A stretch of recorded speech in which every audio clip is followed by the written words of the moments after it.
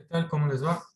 En los videos pasados estuvimos hablando de la energía libre de Gibbs y cómo está relacionado este concepto con la espontaneidad de un proceso físico o químico. Y en este video vamos a ver cómo depende esta energía libre con la temperatura, es decir, cómo depende eh, si una reacción es espontánea, cómo depende esto de la temperatura a la que se da la reacción. Ok. Bueno, este tema está un poco largo, entonces lo voy a dividir en dos o tres partes. Entonces, comenzamos ahorita con la primera parte. Y bueno, con las fórmulas de la sección anterior, podemos estimar la temperatura a la cual un proceso se encuentra en equilibrio. Es posible estimar la temperatura a la cual un proceso se encuentra en equilibrio.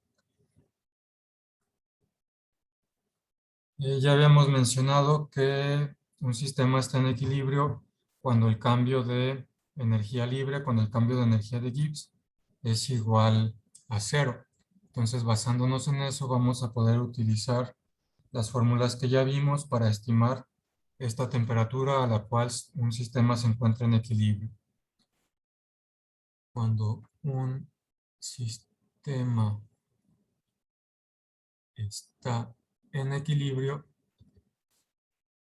ya habíamos dicho que delta G es igual a cero, por lo que podemos sustituir este valor de delta G igual a cero. Cuando un sistema está en equilibrio, lo podemos sustituir en la definición de energía libre de Gibbs. Entonces tenemos que la energía libre es igual al cambio de entalpía de reacción menos la temperatura por el cambio de entropía de reacción. Entonces, sustituyendo este valor de delta G igual a cero, tenemos que cero es igual a delta H menos la temperatura multiplicado por el delta S.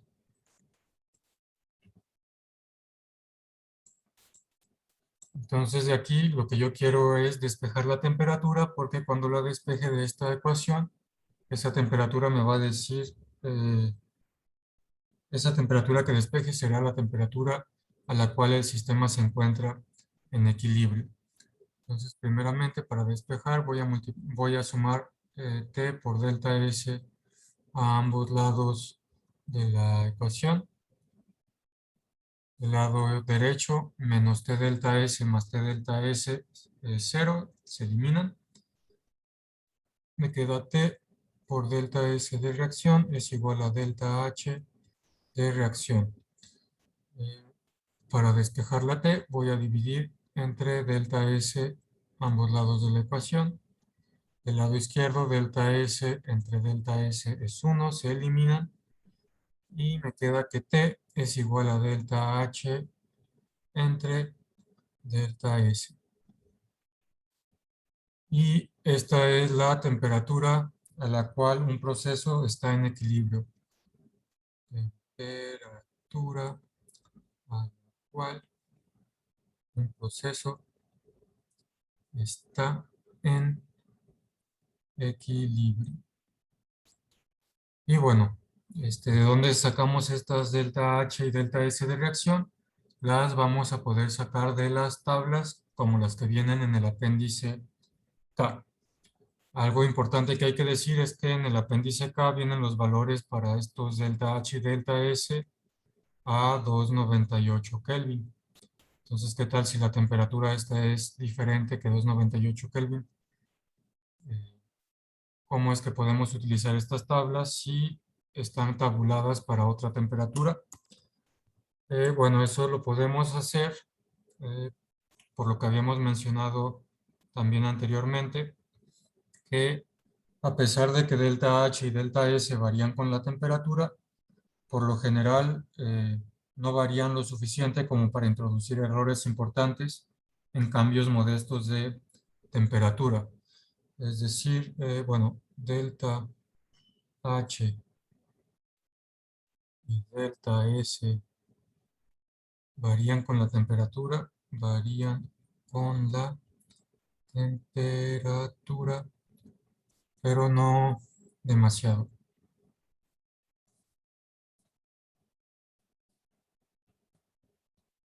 Demasiado.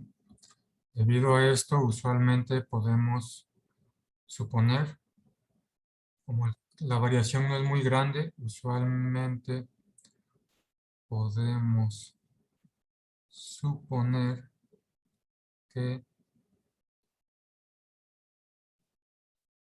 delta H de reacción y delta S de reacción estándar no varían con T. Esto, ojo, es una aproximación. Aproximación. Cuando hagamos esta suposición, estamos aproximando los resultados porque sí varían delta H y delta S con la temperatura. Sin embargo, como les digo, como esa variación es pequeña, usualmente podemos suponer que se mantienen constantes y usar los valores de las tablas. Es por eso que podemos usar los valores de las tablas en esta ecuación de aquí para estimar estas temperaturas de equilibrio. Ojo, aunque delta H y delta S podemos suponer eso, para delta G no. Delta G de reacción depende en forma notable de la temperatura. Depende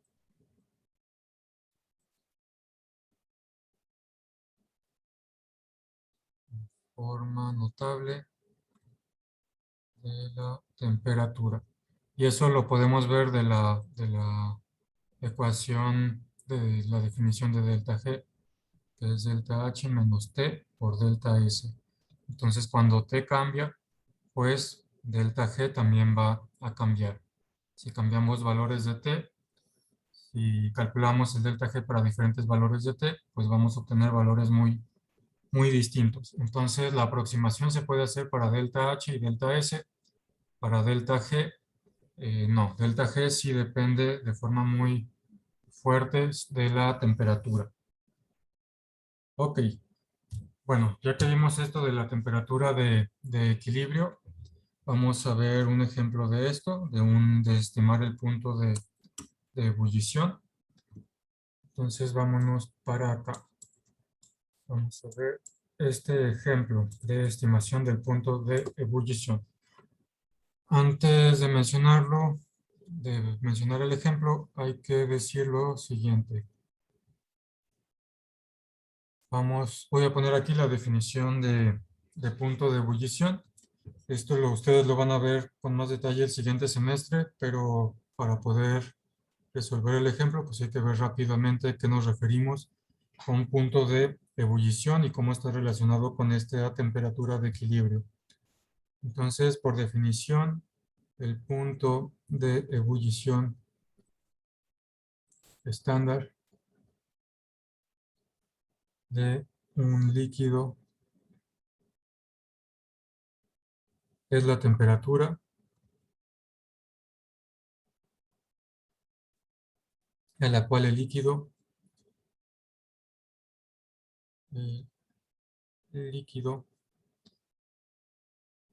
puro y el gas puro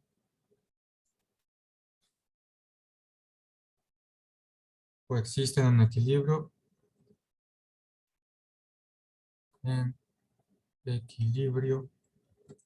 a una atmósfera de presión.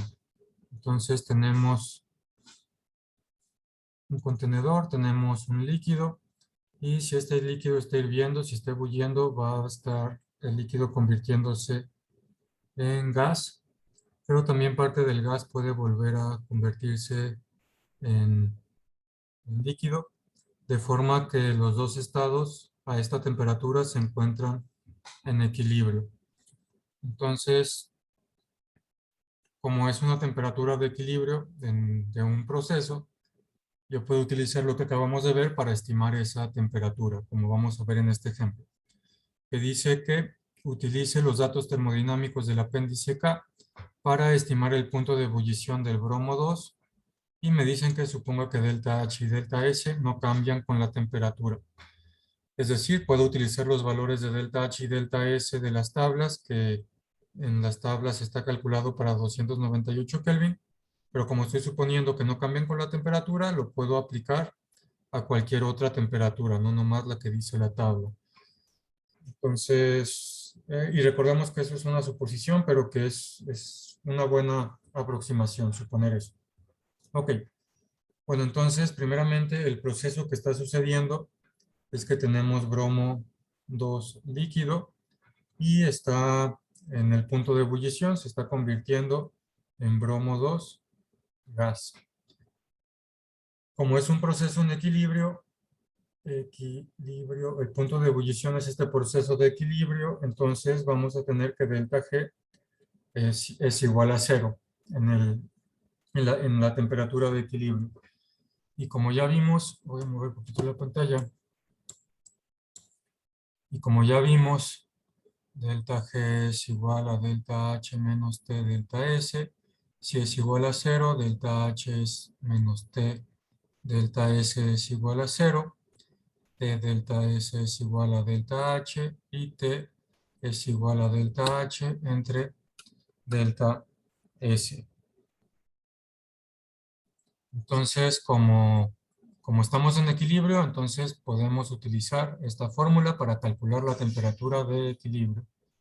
Temperatura del sistema en equilibrio. Este equilibrio es el punto de ebullición en este caso. Entonces, si calculamos esta T del sistema en equilibrio, estamos calculando la temperatura del punto de ebullición del bromo 2 a una atmósfera de presión. Entonces, estamos suponiendo que delta H y delta S no varían con la temperatura.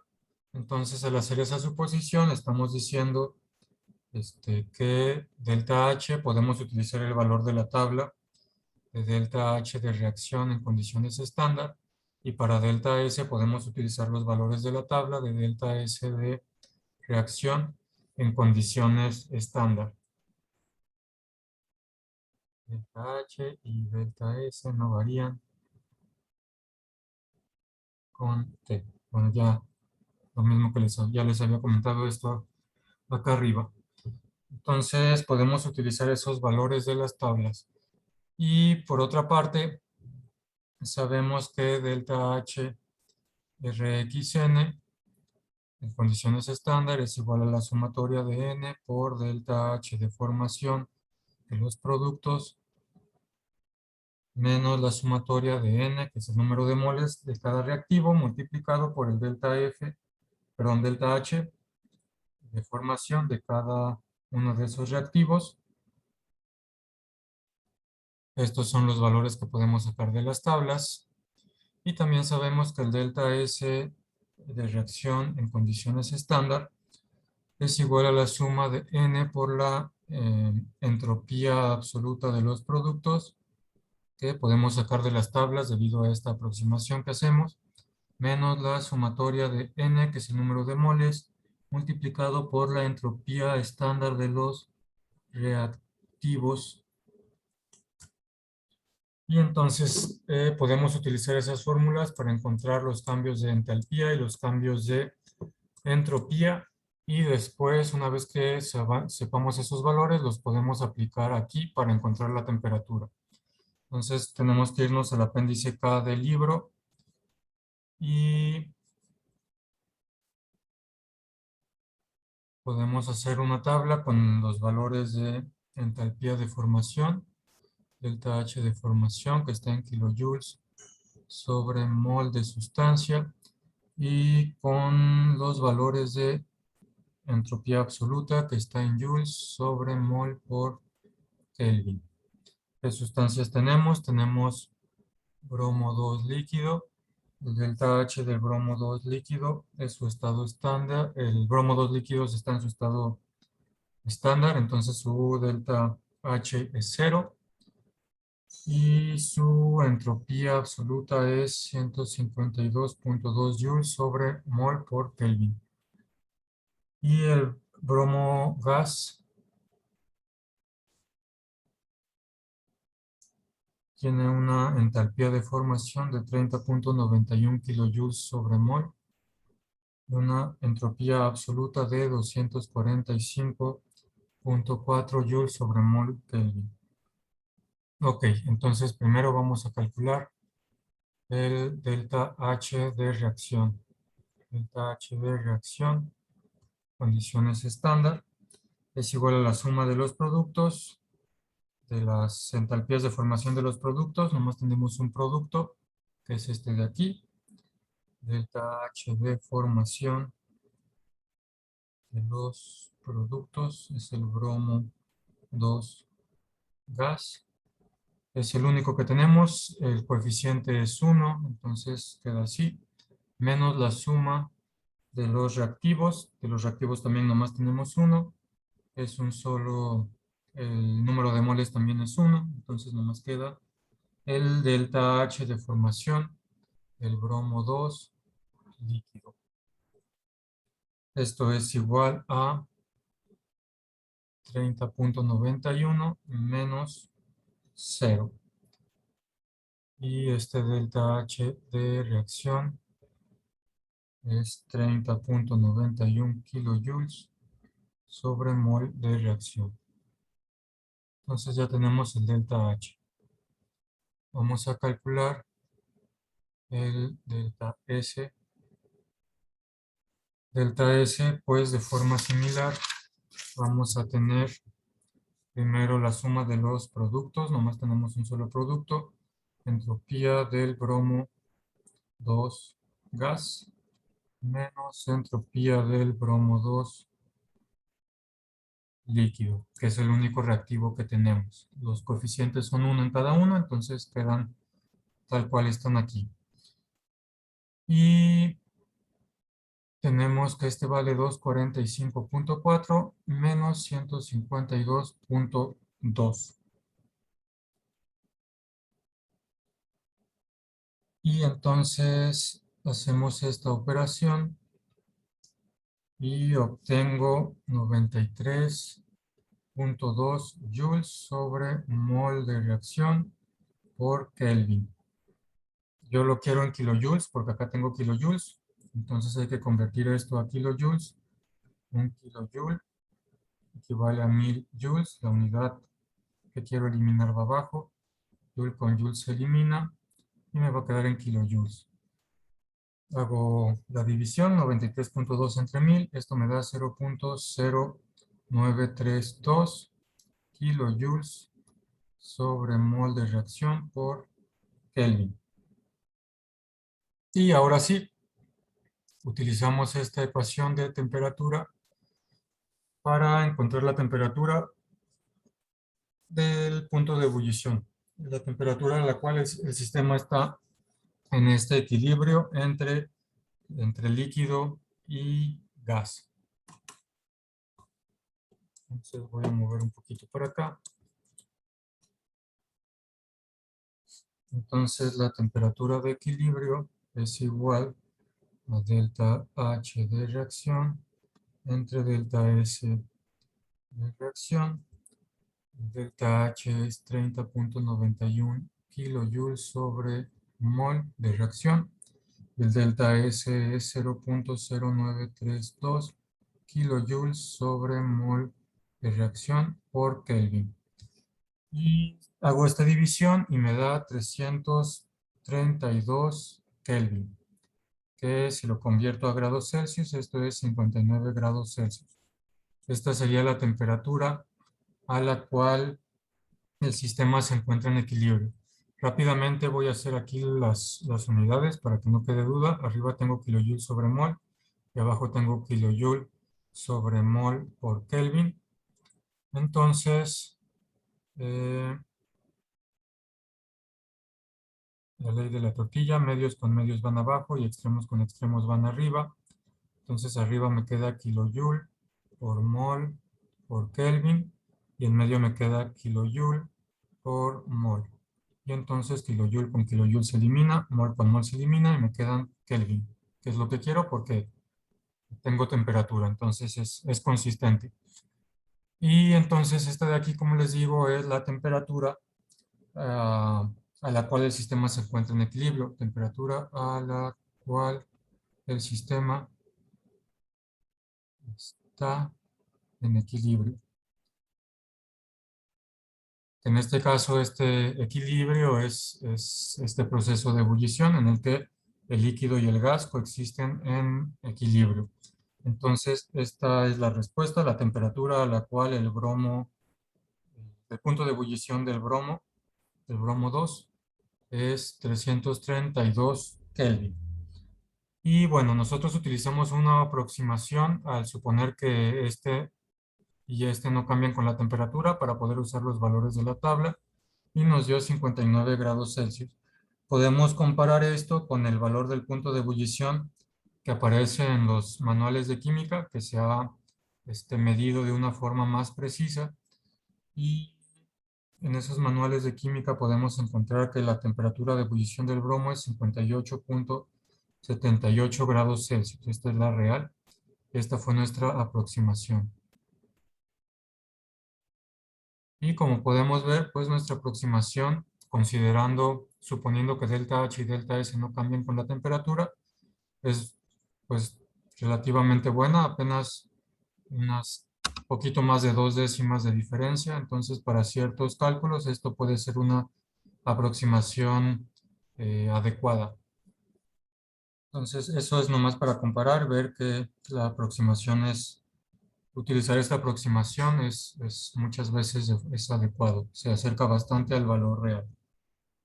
Y bueno, después de que hayan hecho este ejercicio, este ejemplo, deberían de ser capaces de resolver el ejercicio 122 de una tarea que va a estar posteriormente ahí en el Classroom. Ok, bueno, esta primera parte la vamos a dejar aquí, que ya vimos esta temperatura de equilibrio. Y en la siguiente parte de este tema vamos ahora sí a ver cómo la temperatura influye en la espontaneidad de una reacción. Entonces, por lo pronto este video aquí lo terminamos.